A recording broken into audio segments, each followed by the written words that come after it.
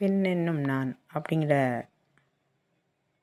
Content கீழே இன்றைக்கி நம்ம உங்கள்கிட்ட நான் ஷேர் பண்ணுற போகிற விஷயம் என்னென்னா,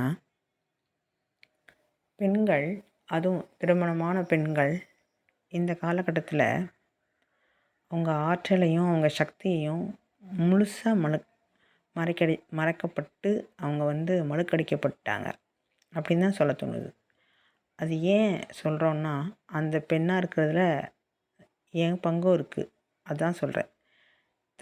இங்கே ஒவ்வொரு தனி மனிதனுக்கும் உள்ளது தான் இங்கே சமுதாயமாக இருக்குது. சமுதாயமாக இருக்க இதுக்குள்ளே தான் ஒவ்வொரு தனி மனிதனும் இருக்காங்க. அதுக்குள்ளே பெண்கள் இல்லையா? அந்த வகையில் நான் என்னோடய அனுபவத்தை இங்கே ஷேர் பண்ணுறது நிறைய பெண்களுக்கு இப்படி தான் இருக்குது அப்படிங்கிற கணக்கில் எப்படி அதுக்கு வெளியே தீர்வு காண்றது, நான் இன்றைக்கி எப்படி இருக்கேன், அதன் மூலம் நீங்கள் எப்படி ஒரு ஒரு தெளிவான மனநிலைக்கு வரலாம் அப்படிங்கிறது தான் இதோட இன்றைக்கோட கண்டென்ட். இப்போ பார்த்தீங்கன்னா, எனக்கு 25 வருடங்கள் ஆயிடுச்சு திருமணமாகி. இப்போது நான் அதில் கற்றுக்கிட்ட பாடங்கள் என்ன அப்படின்னா, இன்றைக்கி நான் எப்படி ஒரு உள்ளுக்குள்ளே சுதந்திரமாக இருக்கிறது, வெளியிலையும் சுதந்திரமாக இருக்கிறது, இந்த மக்களை எப்படி எதிர்கொள்கிறது,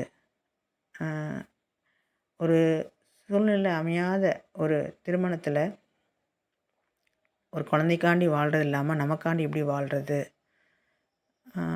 இந்த சூழ்நிலையில் அந்த பெண் எப்படி இருந்திருப்பா, இப்போ நான் பேசின விஷயத்துலலாம் இப்போ நடந்திருக்குன்னா அதுக்கு முன்னாடி என்ன நடந்திருக்குன்னா, கண்டிப்பாக ஒரு கணவனாலேயோ ஒரு மனைவியாலோ பெண்களுக்கு எப்படின்னா அவங்களோட சுதந்திரம், அவங்களோட பொருளாதாரம், அவங்களோட தன்னம்பிக்கை, அவங்களோட தைரியம் எல்லாமே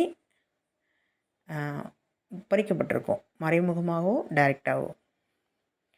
அதனால் பெண்கள் என்ன பண்ணுவாங்கன்னா, நம்ம அன்புக்கு ஏங்குறோங்கிறது அவங்களுக்கு தெரிஞ்சாலும், அதுவும் நம்ம பர்டிகுலர் பேர்கிட்ட நம்ம ஏங்குறதுனால அவங்க நம்ம அலட்சியப்படுத்தினா அந்த சூழ்நிலையில் நம்மளால் மீண்டு வர்றது ரொம்ப கஷ்டமாக இருக்கும். ஃபார் எக்ஸாம்பிள், திருமணமான புதுதில் ஒரு பெண் என்ன ஆவானா, கணவன் தான் அவங்க குடும்பம் தான் அப்படின்னு ஒரு பெண் எப்படி வாழ்ந்து வராளோ அதே அந்த அந்த சூழ்நிலை தான் அவளுக்கு ஒரு துன்பமான சூழ்நிலையும் கொடுக்குது. எப்போ ஒரு பெண் அதிகமாக அவளை விட்டுட்டு அவளோட ஆசைகள் கனவு எல்லாத்தையும் விட்டுட்டு கணவன் கனவு அவங்க குடும்பம் கனவுன்னு பார்க்கும்போது அடுத்த அடுத்த நொடியிலேருந்து அவளோட கனவு எல்லாமே சிதைக்கப்பட்டு அது அழிக்கப்படுது அந்த நிமிஷத்துலேருந்துங்கிறது ஒரு பெண் புரிஞ்சுக்கணும். அப்போ தான் நம்ம வாழ்க்கையில் எவ்வளோ இழந்திருக்கோங்கிறது ஒரு கல்யாணமாகி ஒரு 25 வருஷத்தில் அப்போ தான் அவங்களுக்கு புரியவே செய்யும். ஆனால் நான் இப்போ என்ன சொல்கிறேன்னா, இப்போவே பெண்கள் அதை தெளிவாக புரிஞ்சுக்கிட்டா இவ்வளோ வருஷம் கழித்து இதை புரிஞ்சிக்க தேவையில்லை. முதல்லே புரிஞ்சு இப்படி தான் இருக்கும் அப்படின்னு தெரிஞ்சால் நம்ம அதை தயார்படுத்திக்கிட்டோம் அப்படின்னா, பெண்கள் இவ்வளோ தூரத்துக்கு தனிமையிலையும் ஒரு அன்புக்காண்டி ஏங்கியும் நம்ம எவ்வளோ தான் அன்பு கொடுத்தாலும் அவங்க அலட்சியப்படுத்தும் போது இது என்ன பண்ண தெரியாமல் ஒரு தவிக்க வேண்டிய நிலை வராது. அதனால் என்ன பண்ணணுன்னா, ஒரு வேலையோ ஒரு சுயமாக ஒரு தொழிலோ தனக்கு பிடிச்ச ஒரு விஷயத்தையோ பெண் கண்டிப்பாக வாழ்க்கையில் வச்சுக்கணும் கையில். இது எந்த காரணத்தை கொண்டும் அவங்க விட்டுறவே கூடாது. இதெல்லாம் விடும் பட்சத்தில் ஒரு பெண் வீட்டில் வேலைக்காரியாக மட்டும்தான் நடத்தப்படுவாள். இல்லைன்னா குழந்தைங்கள பார்க்குறதுக்கு மட்டும் நிகழ்த்தப்படுவாங்க. ஆனால் இதை ஒரு கணவனுக்கிட்ட பேசி ஒரு அவங்க குடும்பத்துக்கிட்டேயோ இல்லை பேசி அப்படின்னா ஏதாவது மாறுமானா மாறவே மாறாதுங்கிற சுச்சுவேஷனில் பெண்கள் தான் அவங்கள மாற்றிக்கணும், அவங்கள தயார்படுத்திக்கணும், தைரியப்படுத்திக்கணும். சுதந்திரமாக வெளியே வர்றது மட்டும் இல்லை, அவங்களுக்குள்ளே முதல்ல சுதந்திரமாக இருக்கணும். இந்த சமுதாயத்தில் பெண்கள் அந்த மாதிரி இருக்கிறது சற்று கடினமாக இருந்தால் கூட முயற்சி பண்ணணும் அவங்க ஆனந்தமாக இருக்க. இப்போ ஒரு 80% பெண்கள் அந்த மாதிரி இருந்தால் கூட அதில் 45-50% பெண்கள் இதுலேருந்து வெளியே வந்துக்கிட்டு தான் இருக்காங்க. ரொம்ப அதிவேகமாக இந்த சூழ்நிலையே இந்த பிரபஞ்சமே அவங்களுக்கு ஒரு ஒரு சக்தி நிலையை கொடுத்து அவங்கள உந்தி தள்ளுறதுக்கு ஒரு கால மாற்றத்தை இந்த சூழ்நிலை ஏற்படுத்தி கொடுக்குன்னு தான் உணர முடியுது. அதனால் பெண்கள் என்ன பண்ணணும் அப்படின்னா, ஒரு பெண்களுக்கே உரிய ஒரு கசப்பான அனுபவங்களான புறம் சொல்கிறது, மற்றவங்கள காசிப் பேசிகிட்டே அலைகிறது, பெண்களை கெடுக்கிறது, பொறாமைப்படுறது, நல்ல வாழ்க்கை இருந்தால் அவங்கள எந்த மாதிரி பிரித்து விட்றது, மாமியார் மருமகள் ஒற்றுமை இருந்தால் இது இப்படி இருக்கக்கூடாதுன்னு சொல்கிறது, ஒரு பெண் ஒரு ஒரு வந்து இந்த சுதந்திரமா இருக்கணும், இல்லை அடிமையாக இருக்கணுங்கிற மாதிரி ஒரு பழைய பழக்கவழக்கங்கள்லாம் வந்து மிகைப்படுத்தி அதை வந்து அவங்களுக்குள்ள திணிக்கிறது.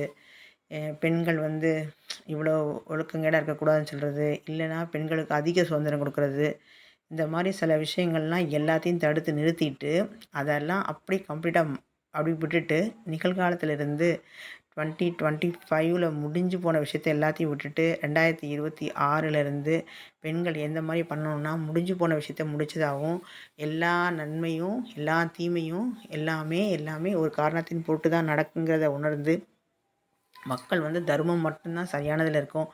அதர்மம் வந்து சரியில்லாம தான் போகும். அப்போ ஒரு துன்பம் ஏற்பட்டுச்சுன்னா, அதுக்கு ஒரு காரணம் அவங்க தான் பொறுப்பு. அந்த பொறுப்ப மனசார ஏத்துக்கிட்டு, கேள்விகளற்ற ஒரு சரணாகதி ஒரு நிலைய அடைஞ்சு, இங்க மக்கள் வந்து பிரபஞ்சத்தோட அவங்க ஒரு அந்த லயத்தோட இவங்க ஒத்திசைவோட இசைந்து, அ பெண்கள் என்ன பண்ணணும் அப்படின்னா, அந்த அந்த வழிகாட்டுதல வந்து உணரக்கூடிய தன்மையான தன்னை உணர்தல கொஞ்சமாவது உணர்ந்து, அதுக்கு முயற்சியாவது பண்ணி, அ இந்த சூழ்நிலையில கடக்கணும் அப்படிங்கிறது தான் இந்த காலகட்டம். இதுக்கு பெற்றோர்கள் என்ன செய்யணும்னா, 15 வயசுக்குள்ள ஒரு 5லேருந்து 15 வயசுக்கு 10 வயசுக்குள்ள பெண்களுக்கு வந்து பெண் குழந்தைகளுக்கு வந்து தியானம், தவம்லாம் சொல்லிக் குடுக்கணும். யோகா பயிற்சி இதெல்லாம் யோகா பயிற்சிலாம் குடுக்கும்போது ஹடயோகா, இந்த மாரி வந்து தியானம், இயற்கை இந்த மாரி சொல்லி தரும்போது என்னென்னா, அவங்க மனம், அவங்க உடல் இதெல்லாம் வந்து ஒரு ஒரு வந்து ஒரு ஒரு இணைவா அவங்களுக்குள்ள மனம் வந்து எப்படி செயல்படுதுங்கிறத வந்து சிறு வயசுலேருந்தே கத்துக்கிட்டதுனால, ஒரு 15 வயசுலேருந்து ஒரு 20, 25 வயசுக்குள்ள அவங்க எப்படி வாழணும், இந்த சமுதாயத்தை எப்படி எதிர்கொள்ளணும், ஒரு ஒரு திருமணம்னா எப்படி இருக்கணும், அந்த திருமணம் வேணான்னு ஒரு பெண் எந்த முடிவு எடுத்தா எந்த மாரி அ அ பிரச்சனைகள கையாளணும், ஒருவேளை திருமணத்தை எவ்வாறு நல்ல முறையில கையாண்டு போலாம், அவங்க ஒரு கணவனையோ, அ அதன் பின் அந்த குழந்தை பிறப்பையோ, அவங்க குடும்பத்தை எப்படி வந்து அ அதாவது அந்த சூழ்நிலையை அவங்க எப்படி எதிர்கொள்ளலாம், வரும் துன்பத்தை எப்படி வந்து எதிர்கொண்டு அதை மீட்டு பெண்கள் ஆனந்தமாகவும், அந்த குடும்பத்தையும் எப்படி ஆனந்தமா வச்சுக்கலாம் அப்படிங்கிற விஷயத்தை எல்லாம் இங்கே பெண்கள் வந்து ஒவ்வொரு கணமும் ஒரு ரசித்து ருசித்து இந்த வாழ்க்கையை வந்து வழிநடத்தி போகிறதுக்கு வாய்ப்பாக இருக்கும். அதனால் பெண்கள் என்ன பண்ணணும்னா, இது வந்து முக்கியமாக பெண்கள் எல்லாம் எடுத்துக்கணும். ஒரு 5லேருந்து 15 10 வயசு 15 வயசுக்குள்ள குழந்தைங்க இருக்கிறவங்களுக்கு 15 வயசுல அந்த குழந்தைங்க செய்ய மாட்டாங்க. நீங்க 15 வயசுல வந்து ஏன் செய்ய மாட்டாங்கன்னா, இப்போலாம் நெறைய குழந்தைகள் கேள்வி கேட்காம, இப்போ தான் பெற்றோர்கள் தான் அவங்களுக்கு பயந்து, அதுவும் சிங்கிள் பேரண்ட்டா இருக்க பெற்றோர்கள் வந்து குழந்தைங்க என்ன சொல்றாங்களோ அதத்தான் கேட்டுட்டுருக்காங்க. அப்போ வந்து எப்படி வந்து அவங்களுக்கு புத்திமதி சொல்ல முடியும்? அவங்க ஐடியா சொல்ல முடியும்? அதனால 5 வயசுலேருந்து ஒரு 10, 12 வயசுக்குள்ள அவங்களுக்கு தியானம் இதெல்லாம் வந்து கம்பல்சரியா குடுக்கணும்.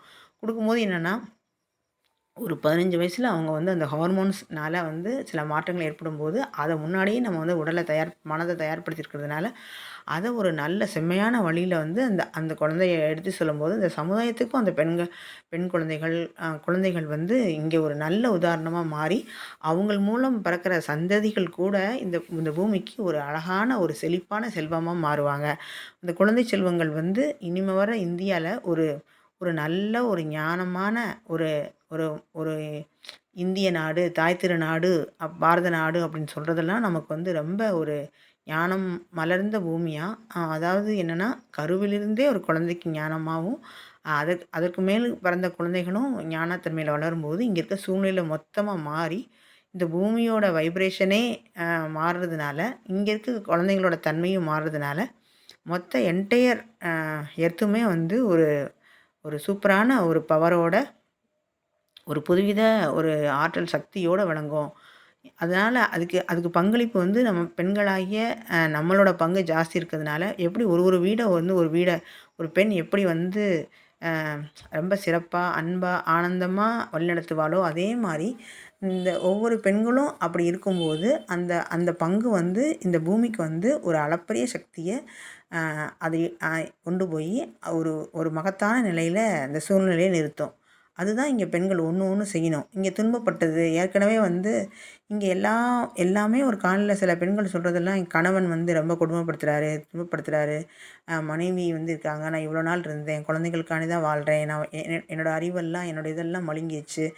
இப்படி நான் அன்புனால வந்து தோ தோ துவண்டு போயிட்டேன், தோற்கடிக்கப்பட்டேன். அவர் இன்னொரு இன்னொரு பெண்ணோட தொடர்பில இருக்காரு.